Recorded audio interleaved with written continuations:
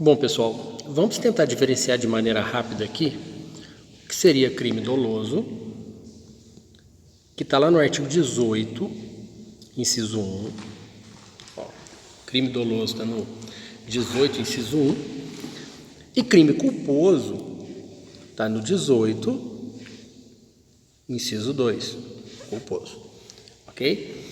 Primeiro, o artigo 18 nos dá a dica de como é o dolo. Veja bem, o dolo é quando a pessoa quer o resultado, o agente quis o resultado, ou quando ele assumiu o risco de produzi-lo. Então veja bem, quando uma pessoa quer o resultado, é porque ela está com vontade de praticar o crime. E aí já entra a primeira teoria, a teoria da vontade, que é querer o resultado. Então, olha só, aqui nós já temos a teoria da vontade, que é do dolo. E esse dolo, quando ele quer o resultado, ele chama dolo direto. Querer o resultado é o dolo direto, tá? E quando a gente fala em assumir o risco, nós temos que tomar muito cuidado. Por quê? Porque quando alguém, por exemplo, está num excesso de velocidade no veículo, em tese, ele está assumindo o risco. Só que esse assumir o risco aqui do dolo, ele significa tratar o resultado com indiferença. Então, se a pessoa for alertada para não fazer, né? Tipo assim, ela vai atirar em um animal, mas tem uma pessoa perto. E aí alguém alerta ela: você vai acertar a pessoa que está lá perto, está muito próximo. E ela fala assim: não vou acertar. Não tem dolo, porque ela não está tratando o resultado com indiferença. Mas se ela pensar assim, presta atenção. Se eu acertar, não estou nem aí não. Aí ela está tratando o resultado com indiferença. E isso é assumir o risco. Assumir o risco é tratar o resultado com indiferença. E quando a gente analisa esse trechinho do artigo, nós estamos diante da teoria do assentimento. Que assentir é consentir. Então, se você pegar teoria do assentimento, a teoria do, vamos colocar um sinônimo para o assentimento, é como se fosse a teoria do consentimento. Então, se ela está consentindo com o resultado, ela está tratando o resultado com o quê? Com indiferença, não é? Então, nós temos aqui, não é o dolo direto é o quis. Nós temos aqui um dolo que se chama eventual. Dolo eventual. O famoso dolo eventual. Só que quando você vai fazer o mapinha, olha só o que nós temos que prestar atenção. Vamos lá. Com isso, nós temos o dolo direto e nós temos o dolo indireto eventual. Só que no dolo indireto ainda tem mais um, que se chama indireto alternativo. O dolo indireto alternativo é quando ele quer um ou outro resultado. Ele quer uma ou outra vítima. O dolo dele não é direto a uma pessoa e a um resultado. O dolo indireto alternativo, tanto faz ele matar A ou B e ele atira. Tanto faz ele machucar ou matar A e ele atira. Então, nós temos o dolo alternativo. Lembrando que aí estão os dolos, direto e indireto, eventual e alternativo. E nós temos que lembrar que, em relação ao dolo, Nós temos 3 teorias. Nós temos a teoria da vontade, que é adotada pelo nosso Código Penal, que é o quis o resultado, e temos a teoria do assentimento, que é quando assumiu o risco de produzir. E interessante que muitas doutrinas trazem ainda uma situação que é o seguinte: para ter o dolo é necessário a presença de 2 aspectos. Nós temos o aspecto volitivo e nós temos o aspecto cognitivo. O que quer dizer isso? Volitivo, tem que ter vontade. Para ter dolo tem que ter uma vontade. Então tem que ter uma vontade de querer matar, ou então tem que ter uma vontade de atirar e não estar nem aí para o resultado, tratar o resultado com indiferença. E o cognitivo, que é o conhecer a situação, que é o conhecimento de que o tiro vai poder matar, que é o conhecimento que eu estou atirando, que eu estou, enfim, estou explodindo, estou lançando uma faca, enfim, né? Que é o conhecimento da ação. Então, aqui está envolvendo consciência e vontade. Eu tenho consciência, quero fazer e estou com vontade de fazer. Está caracterizado o dolo, né? Diferentemente da culpa, porque quando se fala culpa, não dá para nós, por exemplo, simplesmente definir culpa com o inciso 2 do Código Penal. Jamais seria possível. E a doutrina nos ajuda. Como que a doutrina nos ajuda? Nos trazendo elementos necessários para a configuração, para a caracterização de um crime culposo. Não é? Então, olha só. O primeiro elemento da culpa que deveria estar presente é a conduta voluntária, que não confunde com resultado desejado, ação dirigida a um fim. Não.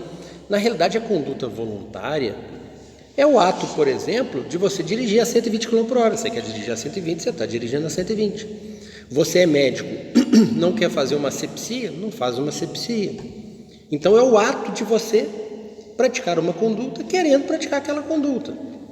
E aquela conduta que você está praticando poderá desencadear num evento com resultado que aí caracterizaria a culpa. Então, o primeiro elemento seria a conduta voluntária. Por enquanto, só conduta voluntária não dá para a gente definir o que é culpa.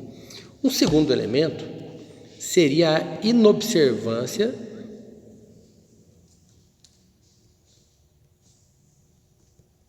do dever de cuidado. Inobservância do dever de cuidado. O que seria inobservância do dever de cuidado? Seria aqueles elementozinhos que estão no artigo. Só que esses elementos estão vindo numa ordem que não é usual mais. Ele vem numa ordem imprudência, como se fosse um elemento isolado, negligência, como se fosse um elemento isolado, imperícia, como se fosse um elemento isolado. E não é assim. A doutrina já descobriu que, na realidade, nós temos um gênero negligência e nós temos espécies de negligências que pode ser a imprudência ou a imperícia. Como assim, Netinho? Preste bem atenção. Negligência é falha. A pessoa está falhando de alguma forma. Se essa pessoa falha em não obedecer 100 km por hora, que é o limite, ela faz 120, ela está sendo imprudente. Então, ela falhou na obediência da placa e cometeu imprudência. E se ela tem uma curva pela frente de 80 km por hora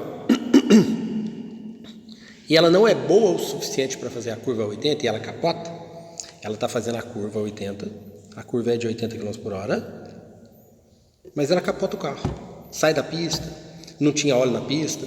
Você chega na conclusão que ela não é boa no volante. E para ela não ser boa no volante, ela falhou. Aonde? No treinamento. Não treinou bastante e acabou sendo imperita. Então, sempre que existimos imprudência e imperícia, antes vai estar presente a negligência. Sempre vai estar presente a negligência com imprudência ou a negligência com a imperícia. Esse seria o segundo elemento da culpa. O terceiro elemento a gente pode chamar de previsibilidade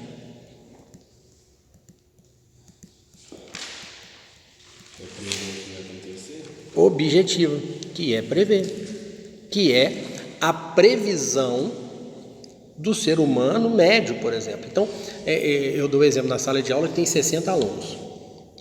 E aí eu dou um exemplo de alguém dirigindo na chuva a 110 km por hora, na chuva o limite é 110. Aí um aluno vira e fala assim: ué, professor, mas o limite é 110, estava chovendo, ele andou 110, está certo, Aí a maioria da sala fala: não, mas se choveu, você tem que diminuir um pouco mais. Então, se tem uma maioria que viu que não podia agir daquela maneira, a previsibilidade objetiva não foi prevista por aquele que incorreu no crime culposo, né? Ele tinha que prever isso. É a mesma coisa que eu dou exemplo, que nós temos uma escola Cônego Ulisses que sai um monte de criança por volta das 5 horas da tarde e lá está 20 km por hora para você passar com o veículo. Pô, se está a 20 km por hora numa escola que está saindo um monte de aluno, é previsível que se você estiver a 50, 60, você pode machucar alguém. Então é essa previsibilidade objetiva que tem que estar presente para configurar o crime culposo. Certo. Vamos supor que ele está andando a 20, que é o limite. Ele está cumprindo o papel dele, esse elemento vai ficar dentro do enquadro legal para ele não ser enquadrado num crime culposo, por exemplo. Mas se ele desobedeceu aquilo que é previsível, aí sim nós poderemos ter o elemento presente para configurar o crime culposo. Era previsível? Sim. Então você tem culpa. Porque se não for previsível, ele não tem culpa, né? O outro elemento que nós temos é o resultado lesivo indesejado. Então, um exemplo então, de previsibilidade objetiva então, seria um radar na rodovia, então, né, tio? Não, o exemplo que eu gosto de dar é o seguinte. O exemplo que eu gosto de dar é um caso real de absolvição. Aqui tinha um caminhão parado e o meu cliente estava subindo aqui com o veículo e quando vê, logicamente, pelo caminhão estar parado, ele pegou um pouco da pista contrária e quando vê, saiu uma bicicleta daqui, no momento que ele estava quase atingindo a frente do caminhão e teve uma colisão aqui e o rapaz da bicicleta faleceu. Então prestem bem atenção, a conduta voluntária estava presente, está me entendendo? Estava presente. A velocidade dele estava compatível, não teve negligência, não teve imprudência, não teve imperícia também. Então esse elemento não estava presente, já não tinha o crime culposo. Certo. Mas não era previsível para o meu cliente, não era previsível para ele que surgiu a bicicleta ali. A bicicleta surgiu do nada. Por quê? Porque quando ele estava vindo aqui e a bicicleta descia aqui, o caminhão tampava a bicicleta. Não é? E isso ficou provado mediante as testemunhas, o homem do caminhão, ficou provado que era impossível ele prever que essa bicicleta estava surgindo ali. Então, não tinha previsibilidade objetiva. Se não tem previsibilidade objetiva, não tem crime culposo. E ele foi absolvido por causa disso. Isso é um exemplo clássico. Clássico não, né? É um exemplo meu. Não é clássico, não tem doutrina nenhuma. É um exemplo real. Esse outro é resultado. E o resultado lesivo indesejado é o seguinte... Você vai perguntar, ele queria matar essa pessoa da bicicleta? Não. Então o resultado lesivo é indesejado. Então esse elemento está presente para configurar o crime culposo. Por quê? Porque se for resultado lesivo desejado, você vai pular para o dolo. Vai vir aqui para o quis, ele quis o resultado. Então era desejado. Tá? Então o resultado lesivo indesejado nada mais é do que você entender se vai para o lado do dolo ou se vai para o lado da culpa, porque se for desejado... No exemplo do cliente do senhor aí, por exemplo, o caminhão estava com os carros parado, estava. O caminhão estava parado, estava estragado, você entendeu? E ele estava no limite de velocidade, ficou tudo provado mediante testemunhas. Foi culpa exclusiva do rapaz da bicicleta. E aí ele foi absolvido. Nós temos o outro elemento, que é a tipicidade. O que é tipicidade? É ter um tipo legal falando do crime culposo. Então, rapidamente, você vai no artigo 129, por exemplo, e eu falo com os alunos, como você sabe que tem lesão culposa? Aí o aluno fala, não sei, é só você ir lá na lesão. Você vai na lesão. Que é o artigo. Aqui, ó, vamos no homicídio culposo. Por que tem homicídio culposo? Porque está aqui, ó, porque está escrito aqui. Só por isso, mais nada. E aí que você vai na lesão, é a mesma coisa. Lesão. Tá aqui, ó. Essa é a lesão. Aqui é lesão culposa. Por que tem crime de lesão culposa? Porque está aqui no Código Penal. A resposta é simples. Aqui o tipo penal. Isso é ter tipicidade. Aí eu pergunto você, ô Netinho, tem aborto culposo? Aí eu venho no aborto, que começa no 124, e procuro. Aborto culposo. Aqui não. Provocar aborto é doloso. Não tem. Se não tem aborto doloso, perdão. Se não tem aborto culposo, ali no rol dos artigos do aborto, não tem crime culposo de aborto, não tem tipicidade. Então na lei não tem crime. Não tem, se não lá na lei não tem crime, princípio da legalidade. Então, você vai lá nos elementos da culpa, e nós temos lá nos elementos da culpa um elemento que se chama tipicidade, que para ser crime culposo tem que ter tipicidade. E o último elemento é nexo causal, ou seja, a conduta culposa tem que acarretar no resultado. Não é? Vamos supor que você atropela alguém, esse alguém vai de ambulância para o hospital, e lá no hospital, o hospital desabe a pessoa, morre por traumatismo craniano. Peraí, me fala uma coisa, você atropelou a pessoa estava mal, ok? Foi para o hospital, aí o hospital desaba. Quando vê, ela morreu de traumatismo craniano porque desabou o hospital. Você vai responder pelo crime? Não, porque não tem nexo causal da sua atitude com a morte. Ah, Netinho, mas se ele não tivesse sido atropelado, ele não ia para o hospital não ia cair em cima dele. Ok, por isso que se chama causa superveniente, relativamente independente. E quando tem uma causa relativamente independente, você tem que perguntar, o desabamento do hospital mataria ele por si só? Sim, mataria ele por si só. Se mataria ele por si só, rompeu o nexo. Diferentemente, se fosse de uma complicação na cirurgia. Se fosse uma complicação na cirurgia, a cirurgia não mataria ele por si só. Porque está dependendo do acidente para ele fazer a cirurgia, tem a ver com o machucado, está na linha causal uma coisa com a outra, e aí ele pode responder pelo crime. Para você entender essa situação do nexo, é só ir na nossa aula de nexo causal, que tem várias, onde nós tratamos das causas absolutamente independentes e relativamente independentes, o que não é do caso aqui, que aqui é só o elemento nexo causal para a culpa. Lembrando que aqui na previsibilidade objetiva, se a pessoa previu e acreditou que não ia acontecer o resultado, a culpa é consciente.